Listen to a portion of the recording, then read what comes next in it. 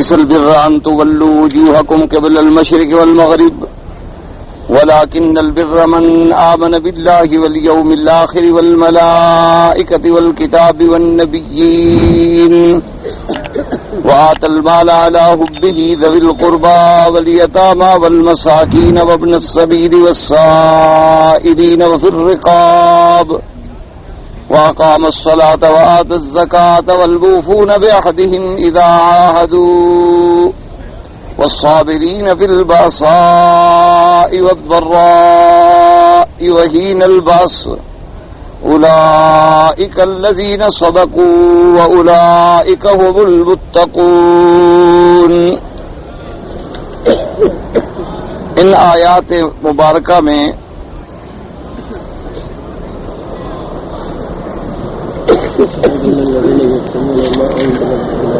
پتا ہے میں نے کل پڑھا تھا، اس پر تقریر ہو چکی ہے، اب تو عبارت پڑھنی ہے. اللہ تبارک و تعالی نے کلام مقدس کی ان آیات مبارکہ میں ارشاد فرمایا ہے کہ لیس البر ان تولوا وجوہکم قبل المشرق والمغرب. سب سے پہلے تو اس بات کو سمجھیں کہ اس سے پہلے جو آیات ہم نے پڑھی ہیں ان آیات مبارکہ میں محرمات حسیہ کا بیان تھا کہ اللہ تبارک و تعالی نے اپنے بندوں کو فرمایا کہ یہ چیزیں جو ہیں حرام ہیں. جیسے کہ آپ نے پڑھ لیا کہ انما حرم علیکم المیتہ کہ مردار جانور جو ہے وہ حرام ہے، والدم ولحم الخنزیر اور خون بہنے والا جو ہے بوقت ذبح وہ حرام ہے، اسی طرح خنزیر حرام ہے. وما اہل بہ لغیر اللہ اور جس چیز پر اللہ کے سوا کسی غیر کا نام پکارا جائے یا کسی غیر کے نام پہ ذبح کی جائے وہ چیزیں بھی حرام ہیں. یہ اللہ پاک نے محرمات حسیہ کا بیان فرمایا. ان آیات مبارکہ کے بعد پھر اللہ نے ذکر فرمایا کہ ان الذین یکتمون ما انزل اللہ، وہاں محرمات معنویہ کا بیان فرمایا کہ جیسے وہ چیزیں ہم نے تمہارے لیے حلال کی ہیں کہ حرام کی ہیں کہ ان کا کھانا حرام ہے، اسی طرح حق بات کا چھپانا بھی حرام ہے. اللہ کے حلال کو حرام کہنا بھی حرام ہے، حرام کو حلال کرنا بھی حرام ہے، اور حق کے لیے حق کو چھپا دینا اور باطل کے لیے چند پیسوں کے عوض میں فتویٰ بدل دینا اور تورات کے احکام کو بدل ڈالنا یہ بھی حرام ہے. تو پہلی آیات میں بیان تھا محرمات حسیہ کا اور دوسری آیات میں بیان تھا محرمات معنویہ کا کہ یہ سب چیزیں جو ہیں محرمات میں ہیں.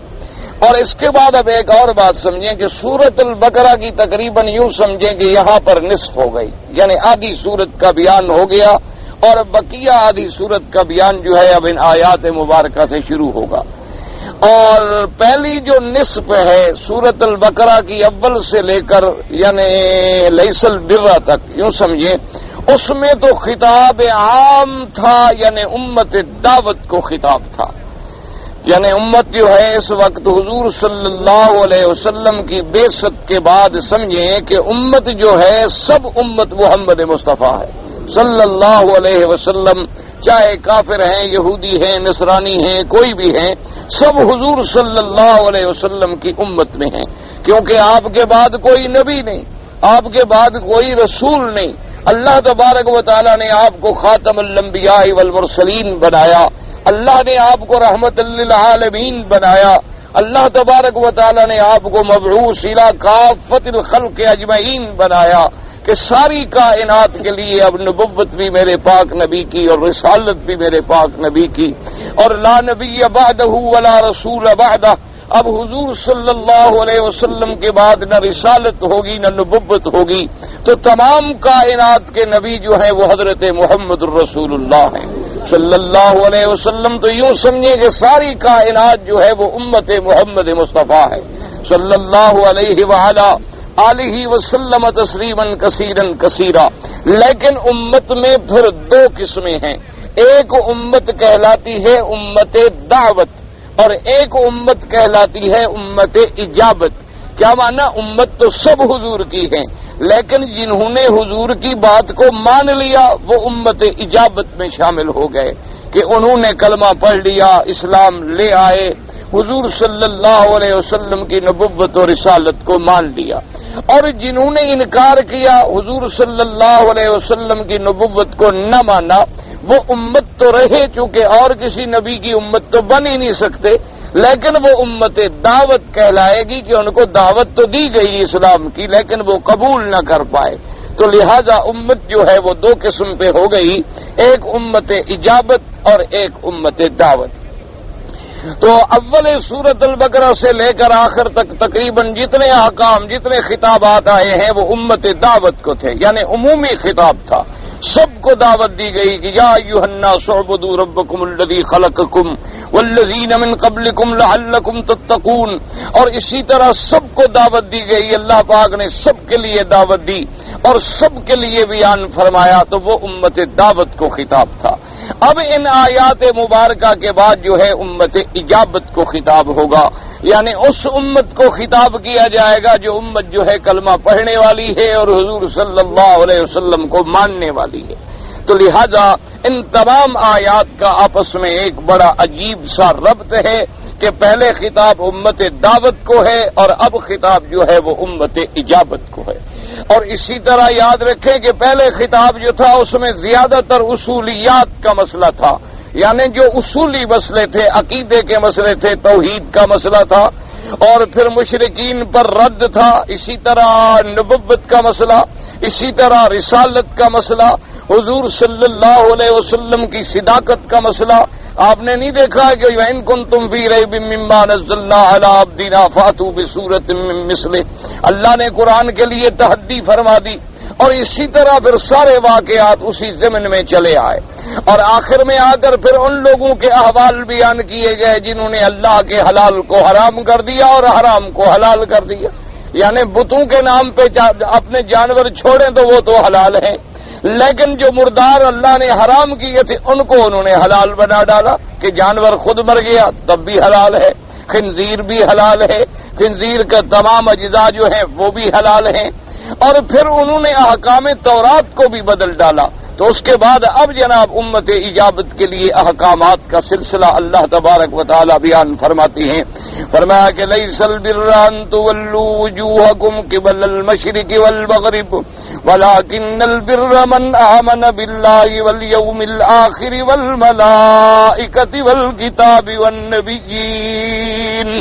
اللہ نے فرمایا یاد رکھو لیس البر ان تولوا وجوہکم، یہ کوئی بھلائی اور نیکی نہیں ہے کہ تم اپنے چہرے مشرق کی طرف کر لو یا مغرب کی طرف کر لو، اصل بھلائی تو یہ ہے کہ اپنے دلوں کو اللہ کے حکم کے تابع کر لو، یعنی بات کو سمجھو۔ اللہ نے فرمایا، اور اس ضمن میں وہ جواب بھی ہو گیا کہ حضور صلی اللہ علیہ وسلم نے نمازیں پڑھی بیت المقدس کی طرف، اور حضور کی تمنا تھی کہ میں نماز پڑھوں قبلہ ابراہیمی کی طرف۔ اللہ تبارک و تعالی نے حضور صلی اللہ علیہ وسلم کی دعا کو منظور فرمایا، اور اللہ تبارک و تعالی نے حکم دے دیا فَوَلِّ وَجْهَكَ شَطْرَ الْمَسْجِدِ الْحَرَامِ، اور اس پر پھر جناب یہودیوں نے اور مشرکین نے بڑے بڑے انداز میں شور اٹھایا کہ دیکھو جی اللہ کے نبی نے کعبہ بدل ڈالا ہے، یعنی جب تک حضور صلی اللہ علیہ وسلم بیت المقدس کی طرف نماز پڑھتے تھے تو مشرکین مکہ کہتے دیکھو جناب اپنے آپ کو ملت ابراہیمی کا دعوے دار کہتے ہیں، اپنے آپ کو اولاد اسماعیل علیہ السلام سے فرماتے ہیں، لیکن اللہ کے گھر ابراہیم کے کعبے کو تو چھوڑا ہوا ہے، اور حضور صلی اللہ علیہ وسلم تو بیت المقدس کی طرف نماز پڑھتے ہیں۔ اب جب اللہ نے حکم دیا اور بیت المقدس کو چھوڑ کے حضور نے کعبے کی طرف رخ کر لیا، تو اب یہود و نصارہ کو موقع مل گیا، کہنے لگے دیکھا ہے جی کہ اب ہمارے دین کو، ہمارے قبلے کو چھوڑ دیا اور باپ دادے کے کعبے کی طرف پھر گئے۔ تو اس کا بھی اللہ تبارک و تعالیٰ نے اس میں ایک اجمالی جواب دے دیا کہ اے میرے بندو اس بات کو سمجھ لو، تم تو ایمان والے ہو، امت اجابت کو خطاب ہو رہا ہے کہ لیس البر ان تولوا وجوہکم قبل المشرق والمغرب. آپ ان کافروں کے اعتراضات میں اور مشرکین مکہ اور یہود و نصارہ کی باتوں کا شکار نہ ہوں. آپ اپنے دل کے اندر کوئی تردد پیدا نہ کریں. مشرق کی طرف رخ کرنا یا مغرب کی طرف رخ کرنا یہ کوئی بھلائی یا خیر اتنی بڑی بڑائی کی بات نہیں. اصل بات تو یہ ہے کہ تمہارے دل اللہ کے تابع ہو جائیں. اللہ مشرق کی طرف حکم کریں تو تم سجدہ کرو، مغرب کی طرف حکم کریں تو تم سجدہ کرو. اصل بات تو یہ ہے کہ ہم اپنے اللہ کے حکم کے پابند ہیں. ہم یہ تو نہیں ہے کہ مشرق کے پجاری ہیں یا مغرب کے پجاری ہیں. ہم یہ تو نہیں ہے کہ کسی پتھر کے پجاری ہیں. ہم یہ تو نہیں ہے کہ کسی مکان کے پجاری ہیں. ہم یہ تو نہیں ہے کہ کسی جہت کے پجاری ہیں یا سورج چاند کے پجاری ہیں. ہم تو اپنے اللہ کے حکم کے تابع ہیں. اللہ نے حکم فرمایا کہ بیت المقدس تمہارا قبلہ ہے، آمنا وصدقنا. اللہ نے حکم فرمایا فولی وجہک شطر المسجد الحرام. ایمان والوں نے اسی نماز کی حالت میں اتنی بھی انتظار نہ کی کہ چلو بھئی یہ نماز تو پوری کر لیں، نماز کے بعد اگلی نماز جو ہے انشاءاللہ ادھر پڑھ لیں گے. نماز کی حالت میں پھر گئے کہ اللہ کا حکم آ گیا، بات ختم ہو گئی. اس لیے اللہ فرماتے ہیں وَلَٰكِنَّ الْبِرَّ مَنْ آمَنَ بِاللَّهِ وَالْيَوْمِ الْآخِرِ. اور فرمایا سب سے خیر کی بات جو ہے بر، یاد رکھو بر کہتی ہے خیر کو، بر مانا بھلائی، اور بر کا مادہ جو ہے وہی بر ہے. بر کہتے ہیں جنگل، او بہت بڑا صحرا آپ کہتے ہیں. دیکھو جی یہ بر ہے، یہ بحر ہے. اگر سمندر ہو تو آپ کہیں گے بحر ہے، دریا ہے. اور اگر خشکا ہو، صحرا ہو رہے تو آپ کہتے ہیں بر ہے، صحرا ہے. تو اس میں بھی بڑی وسعت ہوتی ہے. اللہ نے فرمایا بھلائی اور وسعت جو ہے، خیر میں بھلائی اور وسعت ہوتی ہے. اور اصل بھلائی کیا ہے؟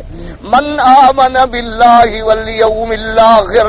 سب سے پہلے اللہ پر ایمان لے آنا، اللہ تبارک و تعالیٰ پر ایمان لانا، اللہ تبارک و تعالیٰ کی الوہیت پر ایمان لانا، اللہ کی ربوبیت پر ایمان لانا، اللہ تبارک و تعالیٰ کے اسماء و صفات پر ایمان لانا، اللہ تبارک و تعالیٰ کو معبود برحق ماننا، اللہ تبارک و تعالیٰ کو الہ ماننا، اللہ تبارک و تعالیٰ کو کامل فی العلم اور کامل فی القدرت ماننا.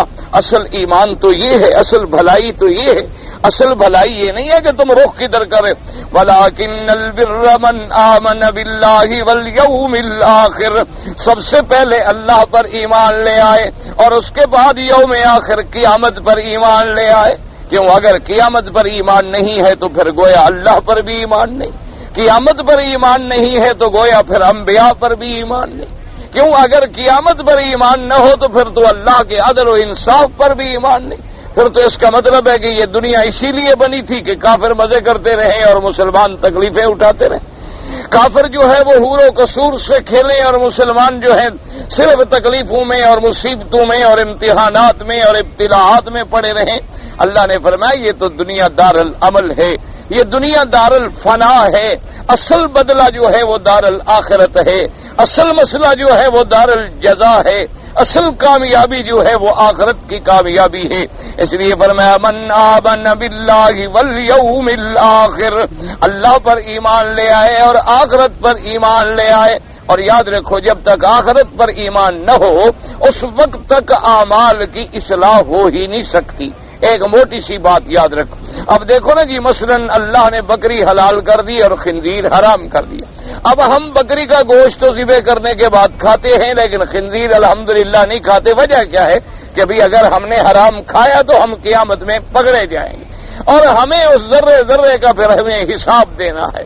اور ہم حلال کھاتے ہیں تو کیا ایمان ہے کہ اللہ ہمیں آخرت میں بدلہ عطا فرمائیں گے کہ تم نے میرے حکم کی اطاعت کی.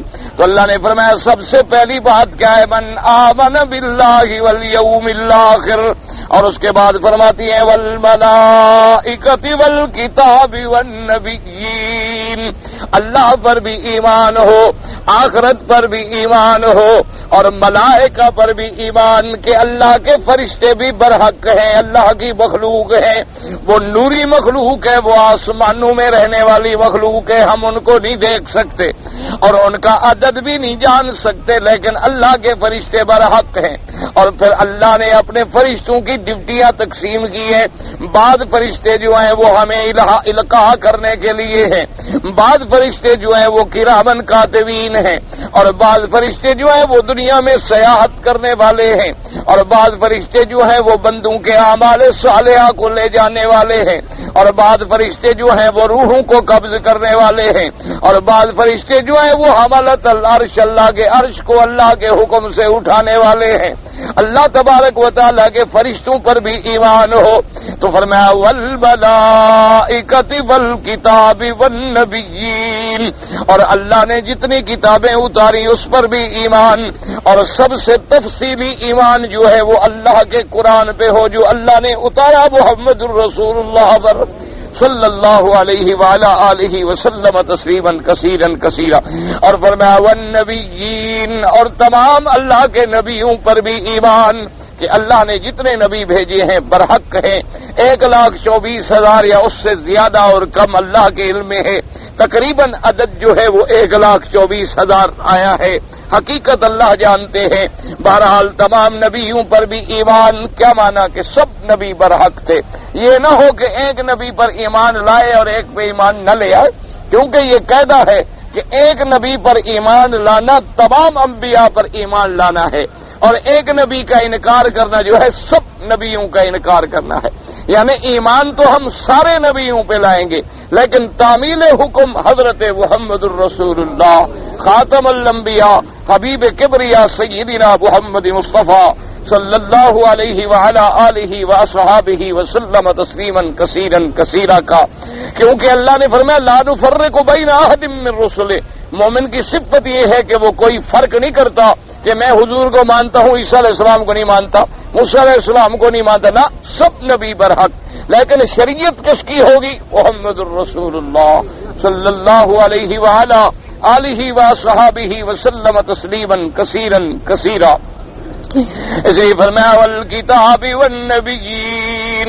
اب دیکھیں غور کریں، یہ 5 چیزیں آ گئیں مہمات دین میں سے، یعنی ان چیزوں کو یاد رکھو، اللہ پر ایمان یاد رکھو، دوسرا کیا؟ آخرت پر ایمان، ملائکہ پر ایمان، کتابوں پر ایمان، نبیوں پر ایمان، ان 5 میں سے ایک پر بھی ایمان نہ ہو تو پھر ایمان نہیں ہوتا۔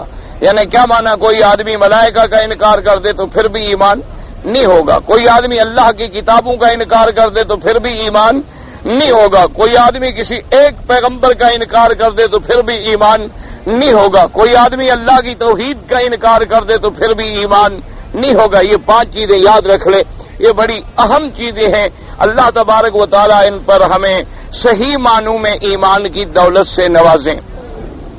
اچھا اب جناب اگلے آ گئے تو اصول آ گئے ایمانیات کے، فروعات کا حکم آتا ہے۔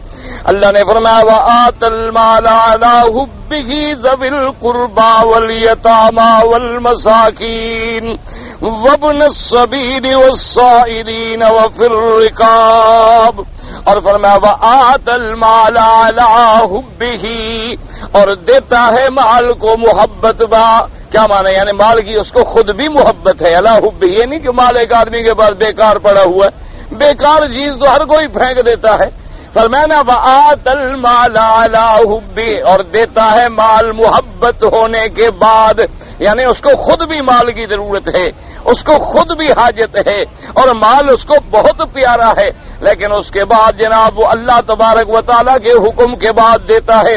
کن کو دیتا ہے؟ فرمایا ذوی القربى، سب سے پہلے حقدار تیرے مال کے کون ہے؟ ذوی القربى، تیرے قریبی رشتہ دار۔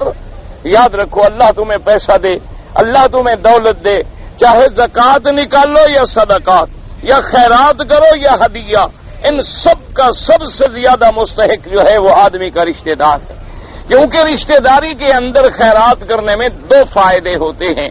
ایک فائدہ تو یہ ہوتا ہے کہ تم نے خیرات کی اللہ کے لیے، اور دوسرا فائدہ یہ ہوتا ہے صلہ رحمی کا، کہ جب آدمی رشتہ داروں کی اعانت کرے گا، مدد کرے گا تو محبت پیدا ہوگی، آپس میں پیار پیدا ہوگا، آپس میں شفقت پیدا ہوگی، تو اللہ کو رحم کا صلہ جو ہے بڑا محبوب ہے، اس لیے کہ جب اللہ نے رحم پیدا کی تو یہ بھی فرما دیا من وصل کے وصل تو ہوا، من قطع کے قطع تو او کما قال، اللہ نے فرمایا کہ جس نے صلہ رحمی کو توڑ ڈالا میں بھی اپنی رحمت سے توڑ ڈالوں گا، اور جس نے صلہ رحمی کی، اپنے رشتہ داروں کا خیال رکھا، میں بھی اپنی رحمت سے جوڑ دوں گا۔ اسی لیے دیکھو کہ رحم جو ہے یہ رحمت کے مادے سے ہے، یعنی رحمت کا اور رحم کا اور رحم کا ایک ہی مادہ ہے. تو سب سے زیادہ مستحق کون ہوتا ہے تیرے ہدیے کا، تیرے صدقے کا، تیری خیرات کا کام؟ سب سے پہلے تیرے قریبی رشتہ دار. اچھا، ایک فائدہ اس کے اندر یہ بھی ہوتا ہے کہ جو رشتہ دار ہوتے ہیں ان کے بارے میں آدمی کو صحیح پتہ بھی ہوتا. اب دیکھو نا جی، مثلا ہم نے زکوٰۃ دینی ہے تو زکوٰۃ کے لیے یہ ضروری ہے کہ ہم صحیح مستحق کو زکوٰۃ ادا کریں، صحیح مستحق کو زکوٰۃ ادا کریں، اور زکوٰۃ کا مال زکوٰۃ کی نیت سے اپنے ملک سے نکال کے اس کو مالک بھی بنا دے، تب جا کے زکوٰۃ ادا ہوتی ہے. اچھا، ہم زکوٰۃ لے کے چل پڑے، حرم شریف میں آئے، دیکھا کہ بڑا ایک مسکین بیٹھا ہوا ہے، ہم نے اس کو فقیر سمجھ کے زکوٰۃ دے دی. حالانکہ کئی ایسے فقیر ہیں ماشاءاللہ جو لاکھوں روپے گھر بیچتے ہیں، لیکن انہوں نے بھیک مانگنے کے لیے اپنی شکل کو فقیروں کی طرح بنایا ہوا ہے کہ ہر وقت وہ لباس گندا پہنیں گے، میلا کچیلا پہنیں گے، تاکہ لوگوں کو فقیر نظر آئیں، اور جناب ہر مہینے ڈرافٹ بھیجے جا رہے ہیں اور بھیک بھی مانگ رہے ہیں. تو ہم نے تو زکوٰۃ دی غریب سمجھ کر، لیکن وہ غریب نہیں تھا. ہم نے دیکھا کہ ماشاءاللہ یہ تو طالب العلم ہے، سارا دن حرم شریف میں پڑھتا ہے، نہ بیچارے کا کوئی دکان ہے، نہ مزدوری ہے، نہ کوئی بستہ لگاتا ہے. لازمی بات ہے کہ یہ مستحق ہوگا. یہ پتہ نہیں کہ جب مریں گے تو ماشاءاللہ بستر کے نیچے سونے کے اشرفیوں کے ڈھیر لگے ہوئے ہوتے ہیں. کئی لوگ ہیں ایسے ماشاءاللہ جو رباتوں میں مر گئے، ساری زندگی رباتوں میں پڑے رہے گے، جی مسکین ہے، کرائے کے پیسے نہیں کہ ہم مکان لے لیں، اور جب مرے ماشاءاللہ تو سونے برآمد ہوئے اور کمیٹیاں لے گئیں. تو ایسے لوگوں کا ہمیں پتہ نہیں چلتا. لیکن اپنے رشتہ داروں میں تو ہر کسی کو پتا ہے کہ میرا کون چاچا غریب ہے، کون ماما غریب ہے، کون میری بہن غریب ہے، میری بہن کی اولاد غریب ہے، میرے چچے کی اولاد غریب ہے، میرے خالو کی اولاد غریب ہے. اپنے رشتہ داروں کا تو سب کو پتا ہے، رشتہ دار تو کسی طرح چھپ بھی نہیں سکتا. تو اس لیے یہ حکم ہے کہ سب سے پہلے جیسے یہاں فرمایا کہ وَآتَ الْمَالَ عَلَىٰ حُبِّهِ ذَوِي الْقُرْبَىٰ، سب سے پہلے اللہ نے ان لوگوں کو مقدم کیا جو تیرے رشتہ دار ہیں. اور جیسے دوسرے مقام پہ فرمایا وَآتِ ذِی الْقُرْبَىٰ حَقَّهُ وَالْمِسْكِینَ. بھئی آپ بیٹھ جایا کریں تاکہ اور بھائی بھی جو سننا چاہتے ہیں تو غریب ان کو تکلیف ہوتی ہے، جو کھڑے ہیں بیٹھ جائیں تو رشی بھی پڑھ لیں اور بیٹھ بھی جائیں. اور کو بھی اللہ ہے، اگر آپ دیوار بن کے کھڑے ہو جائیں گے تو پھر کون غریب، دوسرا بیچارہ پیچھے کھڑے کھڑے گردنے لٹکا کے غریب چلے جاتے ہیں. اچھا آپ سمجھیں جناب، وآتی ذی القربیٰ، سب سے پہلے کس کو دیں؟ اپنے رشتہ دار کو. اچھا رشتہ داروں میں بھی پھر اللہ نے نمبر رکھا ہے. کیا مانا؟ جو رشتہ دار تیرے زیادہ قریب ہے وہ زیادہ حقدار ہے. یعنی ایک تو رشتے ہوتے ہیں نا جی دور کے رشتے، ہو جی خالو کے خالو کا خالو لگتا ہے، وہ تو دور کے رشتے ہیں نا. اور رشتہ داروں میں بھی پھر اقسام ہیں، کچھ ذوی الفروض ہوتے ہیں، کچھ عصبات ہوتے ہیں، کچھ ذوی الارحام ہوتے ہیں. تو سب سے زیادہ مستحق تیرے خیرات و صدقات کا کون ہے؟ رشتہ دار. اور رشتہ داروں میں کون مستحق ہے؟ جو زیادہ قریب ہے. لیکن ایک مسئلہ یاد رکھو کہ زکوٰۃ جو ہے تم اپنے باپ کو بھی نہیں دے سکتے اور اپنے بیٹے کو بھی نہیں دے سکتے. ایک مسئلہ یاد رکھ لیں، یعنی جو زکوٰۃ ہے، زکوٰۃ کا مال جو ہے اپنے والدین کو دینے کی بھی ماں اور باپ کو بھی اجازت نہیں ہے، اور اپنے بیٹے بیٹوں کو بھی اجازت نہیں ہے. البتہ بھائی ہے، بہن ہے، چچا ہے، ماما ہے، باقی جتنے رشتہ دار ہیں سب کو زکوٰۃ دے سکتے ہو. اچھا والدین کو نہ دینے کی وجہ کیا ہے کہ زکوٰۃ تو گویا تیرے مال کا، دولت کی ایک میل کچیل ہے جو تو نے نکالا ہے اپنے مال کو پاک کرنے کے لیے. جیسے کپڑے پہ میل آ جائے تو تم صابن لگا کے دھو ڈالتے ہو کہ میل نکل جائے اور کپڑا بچ جائے. تو زکوٰۃ کا معنی ہوتا ہے کہ میل اور کچیل نکال دی ہم نے. تو اپنے والدین ہمارے میل کچیل کے لیے تو نہیں ہے کہ جو ہم مال کی میل نکالیں وہ اپنے ماں باپ کو دے دیں. اور دوسری بات یہ ہے کہ زکوٰۃ تو 2.5% ہے، اور والدین کا تو ہم پر حق اتنا ہے کہ حضور نے فرمایا کہ انت ومالک لابیک، کہ تم بھی اور تیری پوری جائیداد بھی اگر باپ چاہے تو لے لے اس کی ہے. کیونکہ جب تم اس کے نطفے سے پیدا ہوئے ہو تو تم یہ کیسے کہہ سکتے ہو کہ جی یہ تو میں نے کمایا ہے، باپ نے تو نہیں کمایا؟ لیکن تمہیں تو باپ نے کمایا ہے نا. اگر تیرا باپ نہ ہوتا تو تیرے جیسا شریف نطفہ پیدا ہی نہ ہوتا. تو جب تم اس کے نطفے سے پیدا ہوئے ہو تو تیرا مال تو ہے ہی ماں باپ کا. تو ماں باپ کو زکات دینے کا تو تصور ہی نہیں ہوتا۔ اچھا اسی طرح بیٹے بیٹیاں ہیں، ان کا تو خرچہ تیرے ذمے ہے، تیرے ذمے ان کا خرچہ اللہ نے واجب کر دیا ہے کہ اپنے بیٹے بیٹیوں کو خرچہ دو۔ اسی لیے حضرت سیدنا جابر رضی اللہ تعالیٰ عنہ جب بیمار ہوئے تو حضور صلی اللہ علیہ وسلم تشریف لے آئے۔ آپ نے آ کے دیکھا تو انہیں کافی تکلیف تھی، اور ایک حدیث مبارک میں ہے، فرماتے ہیں کہ میں بالکل موت کے کنارے پہ پہنچ گیا، اور اس کے بعد ایک روایت میں یہ بھی ہے کہ بالکل بے ہوش تھے۔ حضور صلی اللہ علیہ وسلم نے وضو کیا، اور وضو کے بعد اپنا پانی مبارک جو بچا تو حضور نے فرمایا کہ اس کے اوپر چھڑک دو، کیونکہ جو پانی بدن آقا انعامدار میرے مدنی کے بدن کو لگ جائے، سبحان اللہ، اس سے بڑی پھر رحمت والی چیز کیا ہو سکتی ہے۔ اسی لیے حدیث مبارک میں آتا ہے کہ حضور جب بھی وضو فرماتے تھے، جو پانی ہوتا تھا صحابہ لڑ لڑ کے لے لیتے تھے، کوئی اپنے چہرے پہ مل لیتا تھا، کوئی اپنے بدن پہ مل لیتا تھا، بلکہ حضور پاک نے کبھی اگر لعاب مبارک بھی ڈالا ہے، کبھی اپنا ناک مبارک بھی صاف فرمایا تو صحابہ لے کے مل لیتے تھے، چونکہ یہ محبت تھی۔ اور اس میں کیا شبہ ہو سکتا ہے ان چیزوں کے برکت ہونے میں جو چیزیں میرے مدنی پاک کے بدن مبارک سے لگی ہوں، اس کا تو کوئی دنیا میں انکار ہی نہیں کر سکتا ہے، اور صحیح احادیث مبارک میں ثابت ہے۔ اور اس کے بعد حضور نے دعا دی، آپ نے فرمایا جابر اللہ تجھے شفا دیں گے، اور اللہ تبارک و تعالیٰ تم سے بڑے خیر کے کام لیں گے، اور تم سے اللہ تبارک و تعالیٰ بڑا دشمنوں کو ہلاکت کا کام لیں گے۔ تو صحابہ کہتے ہیں ایسی حضرت کو دعا لگی ماشاء اللہ کہ وہ سن 50 ہجری تک زندہ رہے، اور ماشاء اللہ اللہ نے بڑی عمر عطا فرمائی۔ تو اس بیماری میں حضرت جابر نے پوچھا کہ یا رسول اللہ صلی اللہ علیہ وسلم ان لی اموالا کثیرۃ، مجھے اللہ نے بہت مال دیا ہے، اور ایک میری بیٹی ہے اور میری اولاد کوئی نہیں، صرف میری ایک بیٹی ہے، اور مال مجھے اللہ نے بے حد دیا ہے، تو میں چاہتا ہوں کہ سارا مال جو ہے خیرات کر دوں۔ آپ نے فرمایا نہ نہ لا، ہرگز خیرات نہ کرو۔ تو نے کہا اچھا حضور الشطر، مجھے اجازت دے دیں کہ میں آدھا مال خیرات کر دوں۔ آپ نے فرمایا کہ نہ نہ آدھا نہ کرو۔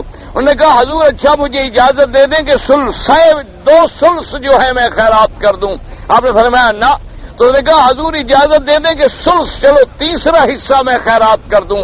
آپ نے فرمایا سلس و سلس و کثیر، کہ تیسرا حصہ تمہیں خیرات کرنے کی اجازت ہے، لیکن تیسرا حصہ بھی بہت زیادہ ہوتا ہے۔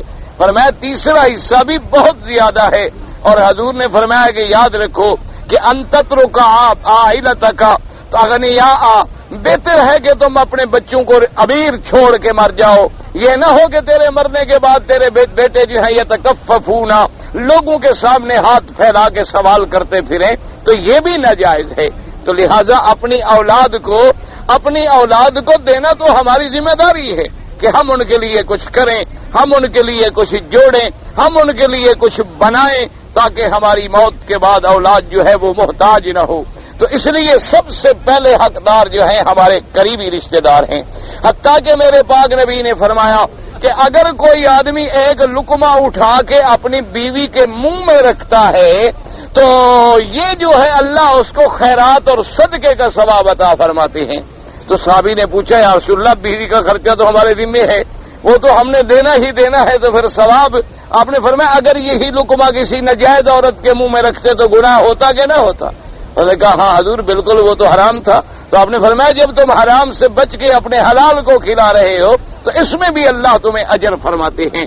تو یاد رکھو سب سے پہلے یہ بھی اللہ پاک نے ہمیں سبق دیا کہ اپنے مال خرچ کرنا، وآت المال علی حبہ ذوی القربى، اور یہ یاد رکھو کہ جتنا مال کی حب ہو، محبت ہو، اور مال بھی پسندیدہ اللہ کے راستے میں دے، اللہ کی رضا کے لیے دے۔ اپنے رشتہ داروں کو فرمایا والیتامی، اور دوسرا نمبر پہ حقدار کون ہے؟ وہ یتیم بچے بچیاں جن کے ماں باپ مر گئے ہیں، اب ان پر کوئی دست شفقت پھیرنے والا نہیں ہے، وہ یتیم ہیں، وہ بیچارے بیٹھے ہوئے ہیں، کون ان کی مدد کرے گا؟ تو فرمایا یتیموں کو دینا جو ہے یہ بھی بہت بڑا احسان ہے۔ فرمایا آت المال علی حبہ ذوی القربى والیتامی والمساکین، مساکین کیا معنی؟ غرباء، فقراء، سمجھو مساکین جو ہے سکون سے ہے. سکون سے کیا مانا؟ جیسے سکون میں آدمی بیٹھ گیا، یہ بھی مسکین ہے بیچارہ، بیٹھا ہوا ہے، کوئی کام شام نہیں کر سکتا ہے اور کوئی ذریعہ معاش بھی نہیں ہے، ہر چیز سے تھک ہار کے بیٹھ گیا ہے، اس لیے اس کو کہتے ہیں مسکین. والیتاما والمساکین والمساکین وابن السبیل والسائلین وفی الرقاب. اور اللہ نے فرمایا کہ مساکین کے بعد کون؟ وابن السبیل. وابن السبیل کے معنی میں دو قول ہیں، یاد رکھنا. اور مال دے کن کو؟ مسافر کو. کیا معنی ہے؟ ایک مسافر ہے، اب دیکھیں ایک آدمی عمرے پہ آتا ہے، اپنے ملک میں لاکھوں پتی ہے لیکن پیسے گر گئے یا چوری ہو گئے یا اللہ معاف کرے کسی اپنے بھائی نے جیب ہی کاٹ لی، کیونکہ ایسے لوگ بھی تو ماشاءاللہ ہمارے بھائی بہت موجود ہیں جو اسی لیے تشریف لاتے ہیں حرم مکہ مدینہ میں اپنے ہاتھ کی صفائی دکھانے کے لیے، لیکن ان کو پتہ نہیں ہے کہ پھر حشر اور قبر میں کیا حال ہوگا. اللہ تبارک و تعالی محفوظ فرمائے. تو اب وہ چاہے کتنا بڑا آدمی ہو، جیب کٹ گئی، پیسہ کوئی نہیں، اب تو مسافر ہے. اچھا اب نہ وہ بیچارہ سوال کر سکتا ہے، امیر آدمی کیسے کسی سے سوال کرے، کیسے کسی سے جا کے بھیک مانگے؟ کیونکہ جس نے ساری زندگی سوال نہ کیا ہو اس کے لیے تو سوال کرنا موت ہے، اور جن کو سوال کی عادت پڑ گئی ہے ان کو چھوڑ دینا موت ہے. ان کو بھی ایسی عادت پڑ گئی ہے ماشاءاللہ کہ کوئی نماز پڑھا تو آ جائیں گے السلام علیکم. بھائی کم از کم بیٹھا ہوا ہے، کوئی وظیفہ پڑھ رہا ہوگا، کوئی قرآن پڑھ رہا ہوگا، اس وقت جو السلام علیکم، کوئی عقل کی بات ہے. اب وہ کیا کرے غریب؟ اپنا وظیفہ چھوڑ دے، تمہیں جواب دے، اور پھر بات کیا ہوگی؟ خلاصہ یہ ہوگا جناب اللہ کے لیے پیسے دے دو یا اور کوئی بات کر دو. تو یہ فرمایا کہ یہ جو ہے مسکین وہ ہے کہ رکا ہوا ہے، وہ ابن السبیل مسافر ہے. اور حضرت ابن عباس رضی اللہ تعالیٰ عنہ کا ایک قول یہ بھی ہے، فرمایا وہ ابن السبیل کا بنا ہے مہمان. تو مہمان بھی تو مسافر ہوتا ہے، تو مہمان جو ہے اس کو دینا جو ہے یہ بھی شریعت کا حکم ہے کہ اگر تمہارے گھر میں کوئی مہمان آئے تو اس کو 3 دن تک ضیافت دینا جو ہے یہ سنت محمد مصطفیٰ ہے صلی اللہ علیہ وآلہ آلہ وصحبہ وسلم تسلیما کثیرا کثیرا. یا مہمان کو جیسے ضرورت ہے روٹی کی، جو حاجت ہے، اب چاہے وہ مہمان بڑا آدمی ہے چاہے چھوٹا آدمی ہے، چونکہ مہمان ہے لہذا اس کو ہم دے سکتے ہیں. یہ ہم نہیں کہیں گے کہ بڑا آدمی ہے، لیکن آج کل تو خیر کھلاتا ہی ہر کوئی اسی کو ہے جو بڑا آدمی ہو. کوئی بڑا آدمی ہو نا، لوگ حرم میں ڈھونڈتے پھرتے ہوتے ہیں کہ اس کو یہاں دعوت کھلا دیں، وہاں ملک میں جائیں گے تو کام آئے گا.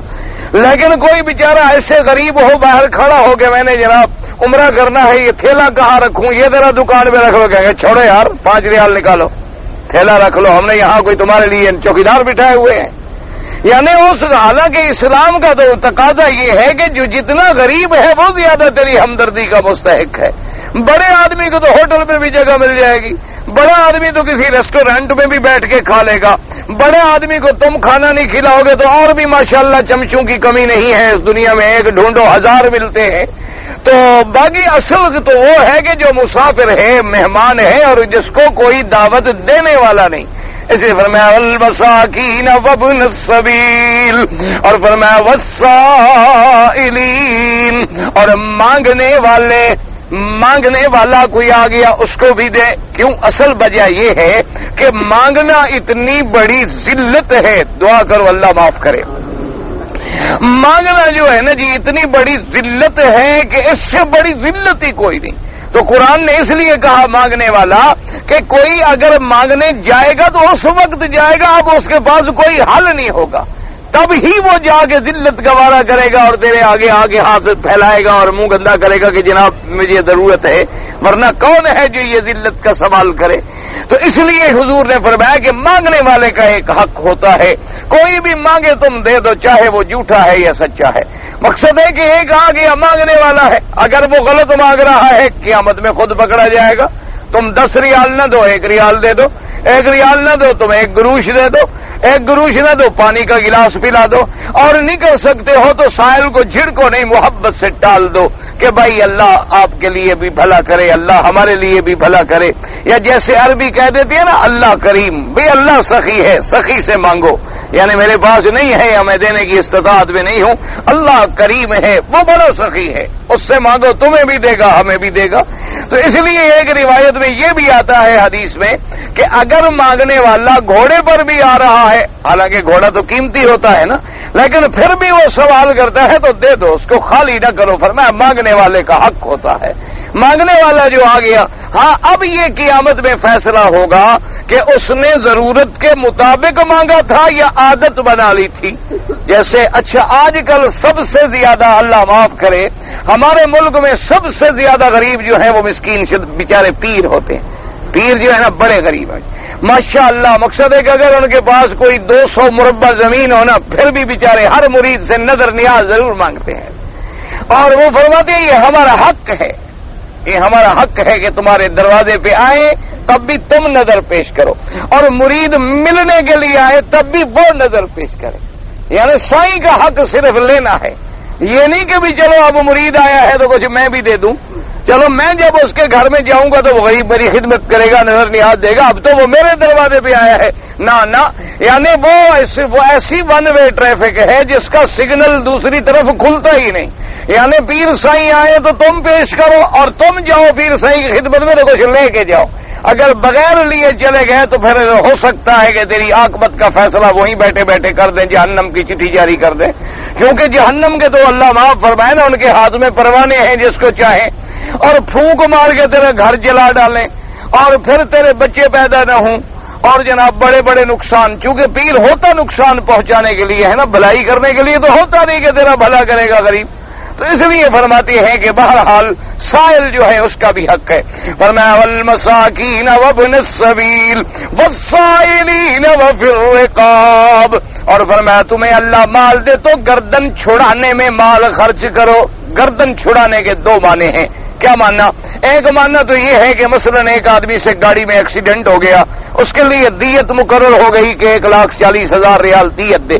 اب ایک ڈرائیور کے پاس 1,40,000 ریال کہاں سے آ سکتا ہے بھئی؟ ایک 1,500 ریال مہینے کا یا 1,000 ریال مہینے کا یا 800 ریال مہینے کا بیچارہ ملازم ہے, اور 1,40,000 ریال کہاں سے لے آئے گا؟ کہا اچھا, اور نہ لے آئے تو دیت تو دینی ہی دینی ہے. اچھا ضمانت بھی نہیں ہو سکتی جب تک دیت نہ دے. اچھا دیت دے دے تو فوراً ضمانت ہو جاتی ہے.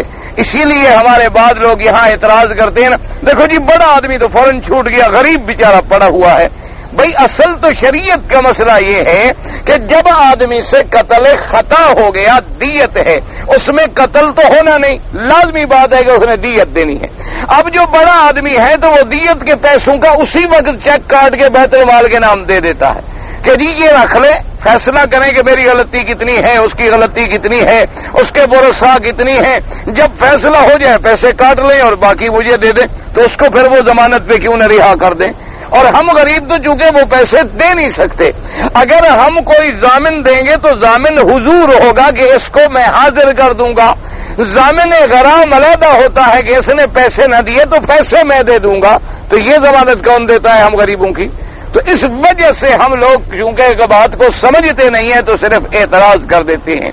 تو اصل بات جو ہے یاد رکھیں کہ جو لوگ اس میں پھنسے ہوئے ہیں, اچھا اب 1,40,000 ہے تو 140 آدمی اگر 1,000 ریال دے دیں تو دیت پوری ہو گئی کہ نہ ہو گئی؟ اچھا 140 آدمی کو کتنا پیسے نقصان ہوا؟ 1,000. 1,000 دیا تو 1,40,000. اچھا 280 آدمی کر دو تو 500 ریال بھی نہیں آئے گا. اسی طرح اگر 600 آدمی پہ پھیلا دو تو 250 بھی نہیں آئے گا. اسی طریقے سے اور پھیلاتے جائیں تو 100 ریال بھی نہیں آئے گا اور بندہ باہر چلا جائے گا. اس لیے میں نے ایک دفعہ ایک جگہ میں گیا, ایک آدمی ایک افسر تھے تو انہوں نے مجھے بتایا, انہوں نے کہا کہ ہمارے ملک کے لوگ جو ہیں انہوں نے باقاعدہ ہماری نگرانی میں ایک فنڈ رکھا ہوا ہے. انہوں نے ایک فنڈ بنایا ہوا ہے کہ وہ جب بھی کوئی کام کرانے کے لیے آتے ہیں تو اس فنڈ میں وہ ہمیں پیسے دے دیتے ہیں. مثلا کام میں آئے, کسی نے 50 دے دیا, کسی نے 100, کسی نے 10, کسی نے 20, کسی نے 500, اپنی طاقت کے مطابق. انہوں نے کہا اس کا فائدہ یہ ہے کہ ہمارے فنڈ میں اللہ کی رحمت سے اتنی پیسے پڑے رہتے ہیں کہ ہماری قوم کے کسی آدمی سے اگر کوئی ایسا مسئلہ ہو جائے اور دیت بھرنی, اور 1 منٹ میں ہم اسی فنڈ سے دیت ادا کر دیتے ہیں, بندہ ہمارا باہر آ جاتا ہے. تو اللہ تبارک و تعالیٰ نے جن لوگوں کو عقل دیا ہوا ہے اور یعنی مواسات اور ہمدردی کا مادہ دیا ہوا ہے وہ ایسے کر لیتے ہیں، کوئی مشکل بات نہیں ہوتی۔ اللہ تبارک و تعالیٰ ہر مسلمان کو اگر یہ جذبہ دے دے اور ہمارے ذمہ دار ادارے جو ہیں ملک کے وہ اس کو دیانت و امانت کے ساتھ ایسے مسائل قائم کر دیں تو لوگ انشورنس کے حرام سے بھی بچیں، انشورنس کے چکروں سے بھی محفوظ ہو جائیں اور صحیح معنوں میں وہ ادا بھی کر سکیں۔ اسی لیے بعض علماء متاخرین نے یہ بھی ایک گنجائش نکالی ہے کہ جس ملک میں مثلا ایسا قانون موجود ہے اور دیت بھرنے کا راستہ نہیں ہے تو وہ کہتے ہیں اپنی انشورنس تو نہ کرائے لیکن گاڑی کی کرائے اور تھرڈ پارٹی کی ضمانت ہو جائے تو اس میں بوجہ مجبوری کے گنجائش نکل آتی ہے۔ یعنی اپنی جان کی تو نہ کرائے کہ میں مر گیا تو میری بیوی کو 2 لاکھ مل جائے نہ، اگر میری گاڑی سے کسی کو چوٹ لگی تو اس کو جو پیسے بھرنے ہیں وہ ادا ہو جائیں، کیونکہ وہ تو ایک غریب آدمی ہے، 1200 ریال کی نوکری والا آدمی ہے، کیسے ادا کر سکتا ہے؟ تو بعض علماء متاخرین نے کچھ گنجائش نکالی ہے، لیکن بہتر یہ ہوگا کہ اگر کسی کو ایسا مسئلہ درپیش ہو تو وہ متعلقہ علماء سے رجوع کرنے کے بعد تمام تفصیلات جو ہیں پوچھ لے تاکہ اللہ پاک رحمت فرمائے، کسی حلال اور حرام کے مسئلے میں کوئی شبہ والی بات نہ رہ جائے۔ اس لیے فرمایا فر رقاب، گردن کا چھڑانا۔ اور بعض علماء نے فرمایا جیسے حضور کے زمانے میں لوگ غلام بھی ہوتے تھے جنگوں میں تو بعض لوگ غلاموں کو خرید کر کے آزاد دیتے تھے، تو یہ بھی گردن کا چھڑانا ہے۔ جیسے کہ حضرت بلال رضی اللہ تعالیٰ عنہ غلام تھے اور کافر ان کو ستاتے تھے، مارتے تھے، ظلم کرتے تھے، تو سیدنا ابی بکر رضی اللہ تعالیٰ عنہ نے ان کو جا کے ان کے مالک سے بات کر لی کہ بھی کتنے پیسے لینے ہیں، پیسے لے لو اور ان کو آزاد کر دو، تو آزاد کروا دیا۔ یہ بھی گردن کا چھڑانا ہے۔ اچھا، اسی طرح علماء نے لکھا کہ ایک آدمی پہ قرضہ آ گیا، ایک بندہ اللہ معاف کرے لاکھوں کا قرضہ ہو گیا، اب کیا کرے؟ تو اس کی گردن بھی گویا قرضے میں پھنسی ہوئی ہے، آپ اس کی مدد کر رہے ہیں کہ وہ قرضہ ادا کر دے، اس کی گردن چھوٹ جائے، تو فرمایا یہ بھی اسی میں شامل ہے۔ تو اب دیکھیں کتنی جگہوں پہ اللہ نے ہمیں خرچ کرنے کا حکم دیا۔ آت المال علی حبہ ذوی القربى، رشتہ دار، والیتامی، یتیم، والمساکین، محتاج فقیر، وابن السبیل، اور کون؟ مسافر، 4، والسائلین، 5، وفر رقاب، اور گردن کا چھڑانے میں۔ یہ 6 جو ہیں یہ جناب پہلے ایمانیات کا مسئلہ تھا اور یہ آ گیا مالی مسئلہ، مالی احکام آ گئے۔ اس کے بعد اللہ تبارک و تعالیٰ فرماتے ہیں وَأَقَامَ الصَّلَاةَ وَآتَى الزَّكَاةَ، اللہ نے فرمایا اور نمازوں کو بھی قائم کرے اور زکاتوں کو بھی ادا کرے۔ کیا معنی؟ سمجھ لو کہ یہ ایک مسئلہ دماغ میں آ جاتا تھا نا کہ جی اللہ کو مانتے ہیں، آخرت کو مانتے ہیں، غریبوں مسکینوں میں بڑی خیرات کرتے ہیں، اللہ نے فرمایا اسی پہ خوش نہ رہے، یہ نہ ہو کہ نماز چھوڑ دے۔ اس نے حقوق مالی تو ادا کیے اور حقوق بدنی ادا نہ کیے تو پھر بھی تو وہ مومن نہ بنا۔ یہ نہ سمجھ لے جیسے آج کل ہمارے یہاں بات بڑے بڑے لوگ ہوتے ہیں نا جی، خیرات ویرات بڑی کر دیتے ہیں، دیگیں شیگیں بھی بڑی چڑھا دیتے ہیں اور جناب حج پر بھی لوگوں کو بھیج دیتی ہیں، لیکن خود نماز نہیں پڑھتے، تو پھر ایسی خیرات کا بھی کوئی فائدہ نہیں ہوتا، کیونکہ نماز جو ہے یہ ایمان اور کفر کا فرق ہے۔ یعنی نماز جو ہے صلۃ بین العبد و بین الرب، اللہ اور بندے کے درمیان یہ جوڑنے والی ایک رسی ہے، تو جس نے اس کو توڑ ڈالا گویا اللہ سے رشتے کو توڑ ڈالا۔ اسی لیے یاد رکھیں کہ امام احمد بن حنبل رحمۃ اللہ علیہ اور اسی طرح حضرت شیخ الاسلام ابن تیمیہ رحمہ اللہ اور کئی ائمہ نے یہ فتویٰ دیا کہ جو آدمی ایک نماز بھی عمدن چھوڑ دے بغیر عذر کے، فرمایا کافر ہو جاتا ہے، اس کا نکاح بھی ختم ہو جاتا ہے، اور اگر وہ مر جائے تو جنازہ بھی نہ پڑھیں اور مسلمانوں کے قبرستان میں اس کو دفن بھی نہ کریں۔ اور باقی ائمہ فرماتے ہیں کہ وہ فاسق اور فاجر ہو جاتا ہے، لیکن اس نے کام ایسا کیا ہے جو کبھی اس کو کفر تک لے جائے گا۔ تو فرمایا کہ یہ ہے کام کی باتیں۔ وَأَقَامَ الصَّلَاةَ وَآتَى الزَّكَاةَ، یہ نہ کرے کہ وہ صدقہ مسکین یتیم مہمانوں کو کھلانے میں مگن ہو جائے اور زکات ادا نہ کرے۔ فرمایا نا عبادت فرضی جو ہے فرضی تو فرضی ہے، وہ تو ہم تمہیں نفلی عبادتوں میں نیکی کی ترغیب دے رہے تھے۔ وَأَقَامَ الصَّلَاةَ وَآتَى الزَّكَاةَ وَالْمُوفُونَ بِعَهْدِهِمْ إِذَا عَاهَدُوا، اور فرمایا وفا کرنے والے، پورا کرنے والے اپنے عہد کا جب وہ عہد کریں۔ کیا ماننا کہ مومن کی یہ نشانی ہے کہ اگر وہ عہد کرے تو پھر عہد کو بھی پورا کرے، کسی کے ساتھ وعدہ کیا ہے تو وعدہ پورا کرے۔ ان العہد کان مسئولا، اللہ نے فرمایا کہ قیامت میں پوچھا جائے گا کہ تم نے وعدہ کیا تھا تو پورا کیوں نہیں کیا۔ لیکن ایک مسئلہ سمجھ لو، مثلا آپ نے وعدہ کیا میرے ساتھ کہ میں آپ کو، میرا جی وعدہ ہے میں کل آپ کے پاس آؤں گا، وعدہ کرنے کے وقت ہی نیت ہو کہ میں وعدہ پورا کروں گا، سمجھ آ گئی بات؟ اگر پھر خدا نہ خواستہ پورا نہ کر سکا لیکن اپنی طرف سے ہمت کی تو پھر اللہ تبارک و تعالیٰ معافی دے دیتے ہیں۔ ایک یہ ہے کہ وعدہ کرتے وقت ہی نیت یہ کر رہا ہے کہ میں نے پورا تو نہیں کرنا، اس کو دھوکہ دے، اور جی میرا پکا وعدہ کل شام کو آگے آپ پیسے اپنے لے لیں، بالکل جی وعدہ، اور جی بالکل تسلی رکھیں، پتہ ہوتا ہے کل میں تو اپنے ملک جا رہا ہوں، 2 مہینے چھٹی، پھر یہ کہاں ڈھونڈے گا مجھے؟ تو یہ تو سب سے بڑا منافق ہے، یہ تو سب سے بڑا نفاق ہے کہ کہہ کچھ رہا ہے اور اسی وقت نیت دھوکہ دینے کی ہے۔ بات سمجھ لو، یہ مومن کی صفت نہیں ہوتی، یہ منافق کی صفت ہوتی ہے۔ ایسے فرمایا والموفون بعہدہم اذا عاہدوا والصابرین فی الباساء والضراء وحین الباس، اللہ نے فرمایا اور صبر کرنے والا ہر تنگی ترشی میں، ہر بیماری میں، ہر دکھ میں، سکھ میں صبر کرنے والا، ہر مشقت میں، ہر تنگی ترشی میں صبر کرنے والا، یہ بھی ایمان کی صفت ہے۔ وحین الباس، اور جب عین جنگ کا وقت ہو، کافروں سے جہاد کا وقت ہو، کافروں سے مقابلے کا وقت ہو تو جمنے والا، یہ نہیں کہ پشت دکھا کے بھاگ جائے نا، اب جو موت آئے گی تو شہادت ہے اور بچ جائیں گے تو غازی ہے۔ فرمایا کہ اس وقت بھی جمنے والا، فرمایا اولئک الذین صدقوا واولئک هم المتقون، یہ لوگ ہیں جنہوں نے سچا کیا اپنے قول کو، اور یہ لوگ ہیں جو اللہ سے ڈرنے والے ہیں۔ اب اللہ نے فرمایا کہ اس پہ ذرا غور کریں کہ یہ یہود و نصارہ جو دین محمد صلی اللہ علیہ وسلم پہ اعتراض کرنے والے ہیں، پہلی صفت بھلائی کی کیا تھی؟ من آمن باللہ، اللہ پر ایمان، اور ان کے ایمان کا یہ عالم ہے قالت الیہود عزیر ابن اللہ وقالت النصارى المسیح ابن اللہ، انہوں نے عزیر کو خدا کا بیٹا بنا دیا، انہوں نے مسیح کو خدا کا بیٹا بنا دیا، انہوں نے کبھی اللہ کو عیسیٰ میں اتار لیا، کبھی ایک میں 3 اور کبھی 3 میں 1 کا عقیدہ بنا لیا، یہ تو ان کے ایمان کا حال ہے۔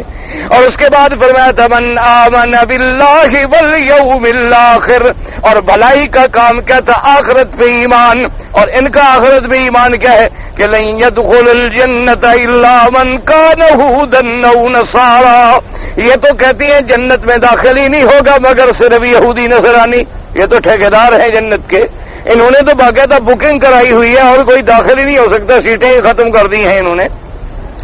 اور کبھی یہ کہتے ہیں قالوا لن تمسنا النار الا ایاما معدودا، کہ ہمیں جہنم کی آگ نہیں لگے گی مگر چند دن، یہ ان کا آخرت پہ حال ہے۔ اچھا اب آگے دیکھیں، من آمن باللہ والیوم الآخرۃ والملائکہ، فرشتوں پر ایمان لانا، اور ان کے ایمان کا عالم یہ ہے، کہتے ہیں جبریل ہمارا دشمن ہے۔ حضور کو کہا جی آپ کے پاس کون سا فرشتہ آتا ہے؟ آپ نے فرمایا جبریل کو، کہنے لگے جبریل نہ ہوتا نا ہم کلمہ پڑھ لیتے، جبریل سے تو ہماری دشمنی ہے پرانی، اور میں ملائکہ پر ان کا ایمان کا یہ عالم ہے۔ اور اس کے بعد فرمایا والکتاب، کتاب پر ایمان لائیں، اور ان کا کیا عالم ہے؟ یحرفون الکلم عن مواضعہ، یہ اللہ کی کتابوں کو بھی بدلنے والے ہیں، کتابوں پر ان کا یہ ایمان ہے۔ والنبیین، نبیوں پر ایمان لانا، اور ان کا عالم یہ یقتلون الانبیاء بغیر حق، یہ اللہ کے نبیوں کے قتل کرنے والے ہیں۔ اور اللہ نے فرمایا وآت المال علی حبہ، مال خرچ کرو، اور یہ کہتے ہیں ان اللہ فقیر ونحن اغنیاء، ان کا عالم یہ کہتے ہیں اچھا اللہ پاک جو قرضہ مانگ رہا ہے اللہ شاید فقیر ہو گیا ہے، ہاں اللہ کے پاس پیسے نہیں، اگر ہوتے تو کیوں مانگتا؟ وہ جو کہتا ہے منزل الذی یقرض اللہ قرضا حسنا، کون ہے جو اللہ کو قرضہ دے؟ اللہ میں یہ جو قرضہ مانگ رہے ہیں تو معلوم ہوتا ہے قرضہ ورضہ ختم ہو گیا ہے۔ اور کبھی یہ کہتی ہیں اچھا نطعم اللہ یشاء اللہ عطما، کہ دیکھو تم جو کہتے ہو فقیروں کو دے دو، جب اللہ نے ان فقیروں کو نہیں دیا تو ہم کیوں دیں؟ یعنی اعتراض استہزاء کرتے ہیں۔ فرمایا ان کا مال خرچ کرنے میں یہ ایمان ہے۔ اور فرمایا والموفون بعہدہم اذا عاہدوا، اور جب ان کو کہا جائے کہ وعدے پہ قائم رہنا اور اپنے بیعت پہ قائم رہنا، سماعت پہ قائم رہنا، تو ان کا عالم کیا ہے کہ موسیٰ علیہ السلام ابھی طور پہ پہنچے اور انہوں نے جناب گوسالے کی ورزش شروع کر دی۔ اجعل لنا الہا کما لہم آلہہ، یہ ان کی وفا ہے، یہ ان کی بیعت ہے کہ اللہ کے نبی ابھی طور پہ بیٹھے ہیں اور پیچھے انہوں نے ساری توحید بھی ختم، ایمان بھی ختم، ایک بچڑے نے جو باں شروع کی جا کے جناب یہ عبادت میں لگ گئے۔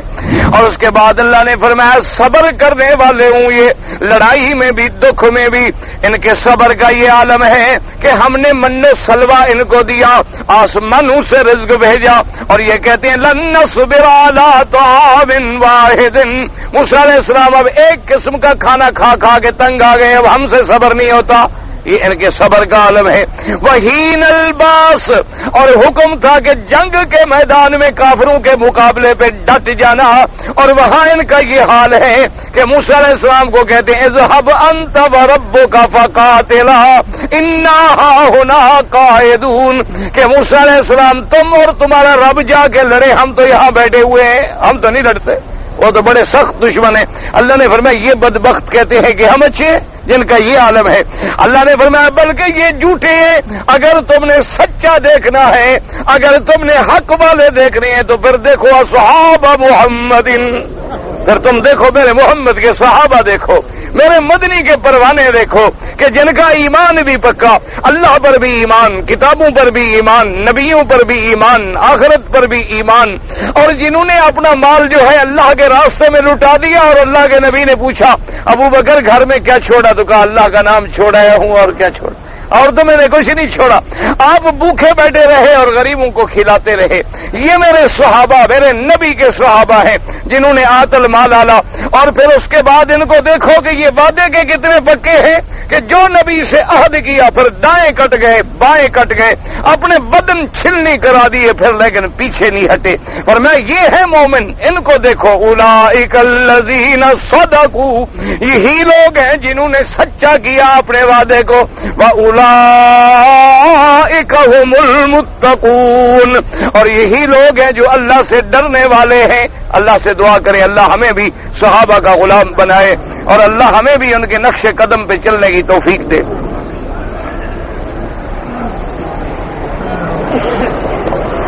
ایک آدمی نے عمرہ کیا،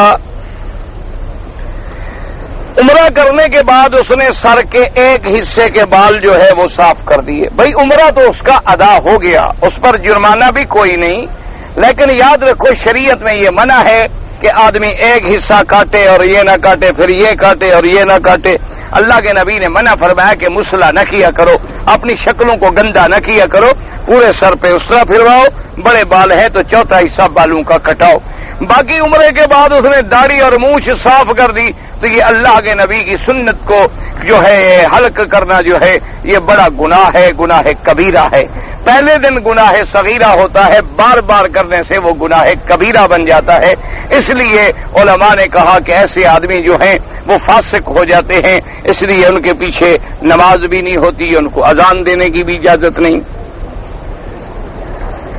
ایک شخص حج کے لیے آیا، وہ بس کا ڈرائیور ہے، پہلے دن تو کنکریاں اس نے خود ماری، لیکن دوسرے دن اس نے کسی دوسرے کو دیا کہ میری طرف سے کنکری مار دے، یہ اس کا کوئی عذر نہیں ہے، اس لیے کہ بس کے لیے آخر مینا میں بھی تو جاتا ہے، بس کے لیے آخر مینا میں بھی جاتا ہے اور کہیں کھڑا کر کے وہ مار سکتا تھا۔ اس کو عذر کہا جاتا ہے، مریض ہے، بیمار ہے، معذور ہے، چلنے سے قاصر ہے، یہ عذر ہوتا ہے، یہ عذر نہیں ہوتا۔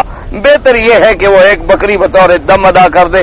اس طرح تو دکاندار بھی کہتے ہیں جی ہمارا بھی عذر ہے، ہمیں دکان پہ آنا ہے۔ بھئی عذر ہے تو شریعت نے تمہیں کتنی رعایت دی ہے کہ 10 کی کنکریاں مار کے آ جاؤ، اچھا 11 کو تم نہیں گئے، 12 کو جا کے 11 کے بھی قضا کر دو، 12 کی بھی قضا کر دو، 13 کو جا کے 11 12 13 تینوں دنوں کی مار کے آ جاؤ، پھر بھی بچ جاؤ گے۔ تو اسلام نے جب اتنی رعایت دی ہوئی ہے تو پھر بہانے بنانے کا کیا فائدہ؟ سارے علاقے میں ایک دکاندار کھاد کا کام کرتا ہے، نقد والے کو مثلاً 200 اور ادھار والے یہ جائز ہے، کیونکہ ایک چیز کی ہم نے دو قیمتیں کر دی، نقد 200 ادھار 250۔ اب میں نے کھاد لی 250 پہ تو گویا میں نے خریدی ہی 250 پہ ہے، یہ سود نہیں بنتا۔ دونوں ماں کا حق برابر، دونوں ماں کا مجھے نہیں پتا کیا ہے، یعنی ایک تو ماں ہوئی اصلی، ایک شاید باپ نے دوسری شادی کی ہو، بہرحال وہ بھی ماں ہے، لیکن جس ماں نے پیدا کیا ہے اس کا حق زیادہ ہے، اس میں کوئی شبہ ہے؟ ایک مولوی صاحب نے کہا کہ بے پردگی سے نکاح ٹوٹ جاتا ہے۔ بے پردگی سے نکاح تو نہیں ٹوٹتا، لیکن ٹوٹنے کا رستہ ہے۔ جب بے پردہ ہوگی، ہر کوئی دیکھے گا، نظر مارے گا، تو کہیں نہ کہیں تو ٹوٹے گا نا آخر۔ ویسے ٹوٹ نہیں جاتا۔ ہاں، اگر کوئی پردے کا انکار کر دے کہ پردہ اسلام میں ہے ہی نہیں تو پھر نکاح ٹوٹ جاتا ہے، کیونکہ وہ قرآن کا انکار ہے۔ عورت پر والدین کا حق زیادہ ہے یا شوہر کا؟ والدین کا، سیدھی سی بات ہے، لیکن اب والدین کا یہ حق نہیں ہوتا کہ وہ کہے شوہر کے گھر بھی نہ جاؤ، یہ بات نہیں ہوتی، کیونکہ یہاں اللہ کی نافرمانی آ گئی، تو جہاں اللہ کی نافرمانی کی بات ہوگی تو وہاں وہ والدین کی بات نہیں مانے گی۔ کوئی آدمی جاہل ہے لیکن دین کا مسئلہ نہیں جانتا تو اس کو مسئلہ نہیں بتانا چاہیے۔ بعض مولوی کہتے ہیں کہ جمعرات کی رات جو ہے مردے کی روح جو ہے بیٹے کی والد کے پاس گھر میں آتی ہے، یا والد کی روح بیٹے کے پاس آتی ہے، بڑا بے غیرت ہے، پھر اس کو چھوڑ دیتا ہے، چلی جائے۔ بھائی بیٹا جس کا واپس آ جائے باپ چھوڑے گا کیا؟ مثلا میرا باپ مر گیا، اب میرے گھر واپس آ جائے روح اس کی، تو میں کہوں گا اب چلی جائے ابے کی روح، میں تو پکڑ کے قابو کر لوں گا کہ ہاں روز رہے، جانے کیوں دوں؟ یہ سب مولویوں کے ڈھکوسلے ہیں۔ مولوی کو روح ملی ہے، مولوی کو تو اپنی روح کا بھی پتہ نہیں کدھر ہے۔ مسئلے مولوی بیان نہ کریں نا، تم بھی شریف آدمی روٹی چھوٹی نہیں دیتے ہو، تم بھی حلوہ شلوہ تب کھلاتے ہو کہ وہ کہے گا بھائی یار ادھر آنا، ایک بڑی ضروری بات آپ سے کرنی ہے، اکیلے میں ملنا۔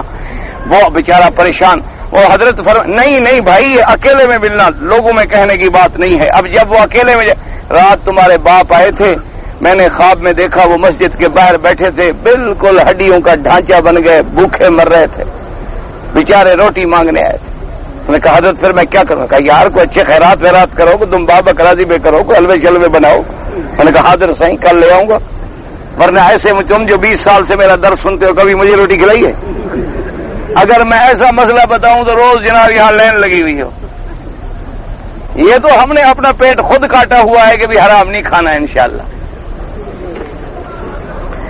اچھا جی، مال زکوٰۃ مدرسے کی بنا پر نہیں، زکوٰۃ کا پیسہ نہ مسجد میں لگ سکتا ہے نہ مدرسے میں، زکوٰۃ فقراء غریبوں کو دینا ہوتا ہے۔ میرے پاس اگر اجازت نامہ نہ ہو، راستے میں خطرہ ہو، تو میں اجر سے پتہ نہیں نماز چھوڑنا درست نہیں، نماز چھوڑنا کسی حالت میں درست نہیں۔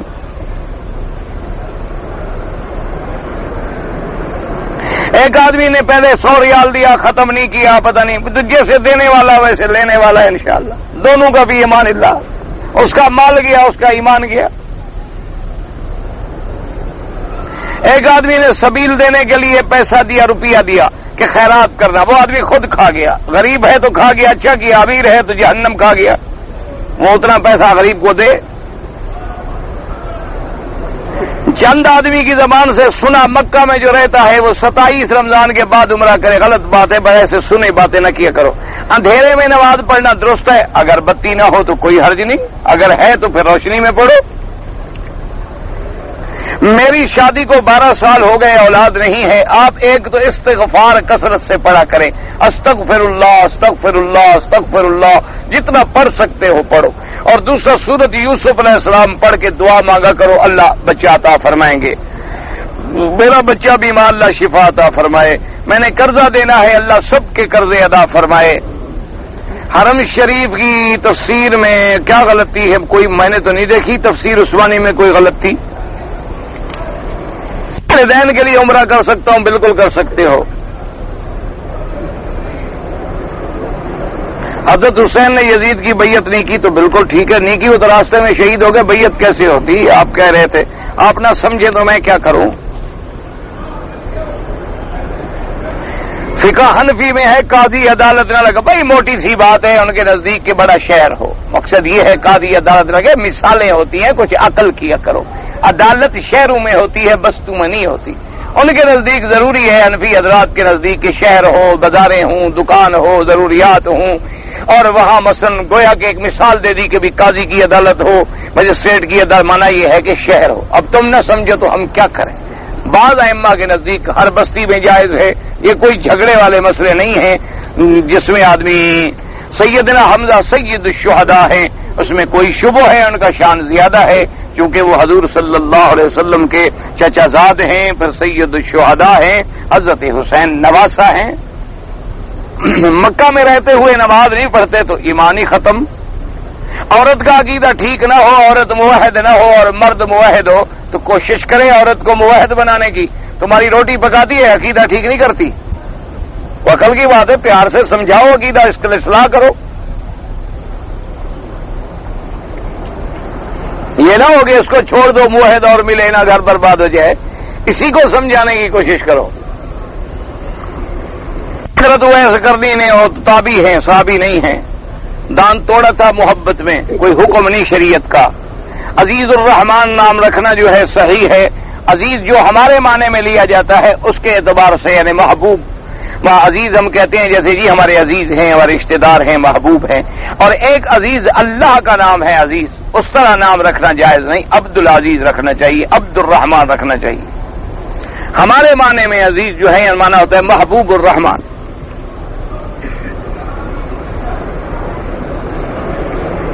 ایک آدمی نے بنگلہ دیش سے 2000 ریال کے برابر پیسے بھیجا کہ حج بدل کرا دیں، ٹھیک ہے اس کا حج بدل ہو، اگر اس کا باپ امیر تھا تو وہیں سے آدمی بھیجے بنگلہ دیش سے، اور اپنا غریب ہے تو یہاں سے بھی کرا سکتے ہیں، احناف کے نزدیک، باقی ائمہ کے نزدیک گنجائش موجود ہے۔ میں جدہ سے حج کے لیے حج کا عمرہ کیا، یاد نہیں، جب یاد نہیں تو میں کیا کروں، یاد آپ کو نہیں، مسئلہ میں کیسے بتا دوں۔ ایک آدمی رزق حلال کماتا ہے، نماز پابندی سے نہیں پڑھتا تو ایمان ہی نہیں رہا، رزق حلال کمانے کا کیا فائدہ؟ پہلے مسلمان تو بنے نماز پڑھ کے۔ حرم کے جو قریب مسجدیں ہیں وہاں بھی لاکھ کا ثواب ملتا ہے، بالکل ملتا ہے سارے حرم میں۔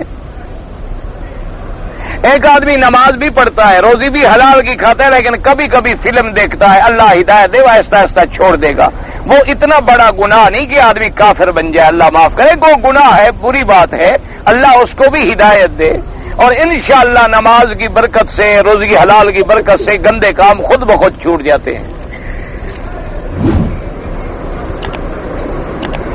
بعض لوگ حجر اسود پر عطر لگا دیتے ہیں، ٹھیک ہے، عمرے والے کو احتیاط کرنی چاہیے، اس وقت ہاتھ نہ لگائے۔